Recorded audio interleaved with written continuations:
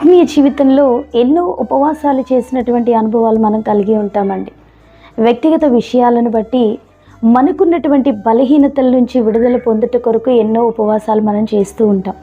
పరిశుద్ధ గ్రంథంలో మనము దేవుని ఎదుట నడుస్తున్నటువంటి చెడు నడతను బట్టి, ఆయనను విసర్జించి మనం జీవిస్తున్నటువంటి జీవితాన్ని బట్టి, మన పాపపు క్రియలను బట్టి, మనకున్నటువంటి దోషాలను బట్టి ఉపవసించాలని వాక్యం సెలవిస్తూ ఉంది.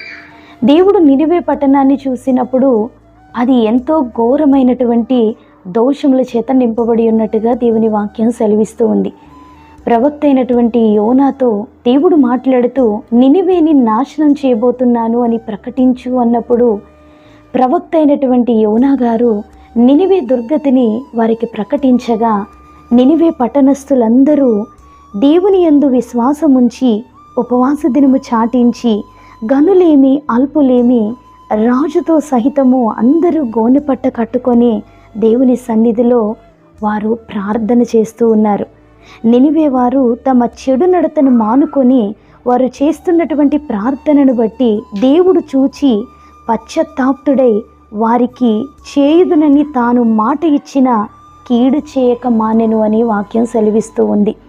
మన జీవితంలో కూడా దేవునికి అవిధేయమైనటువంటి ప్రవర్తన మనం కలిగి ఉన్నప్పుడు, దేవునికి మనము ఏమాత్రము కూడా సమయాన్ని ఇవ్వకుండా మన యొక్క ఆలోచన బట్టి పాపపు క్రియలలో ముందుకు సాగిపోతున్నప్పుడు మన దోషాలు ఆయనకి మనకి అడ్డుగా ఉంటాయండి. దావీదు గారు నా దోషములు పోవునట్లుగా నన్ను బాగుగా కడుగుము అని దేవుని సన్నిధిలో ప్రార్థిస్తూ ఉన్నారు. యెషయా 53లో మన దోషములను బట్టి ఆయన నలగగొట్టబడెను అని వాక్యం సెలవిస్తుంది. ఈ దినాన్న మన యొక్క వ్యతిరేక ప్రవర్తనను బట్టి దేవుని సన్నిధిలో దోషులుగా మనం ఉన్నామేమో, పశ్చాత్తాపంతో ఉపవసించి ప్రభు సన్నిధిలో మా దోషాల నుండి మమ్మల్ని విడిపించండి, మా కీడుల నుండి మమ్మల్ని తప్పించండి అని మనం ప్రార్థన చేయగలిగితే, దేవుడు నమ్మదగిన వాడు. నినివేని క్షమించినప్పుడు మన జీవితాల్లో కూడా ఆయన క్షమాపణ మనం పొందుకోగలుగుతామండి.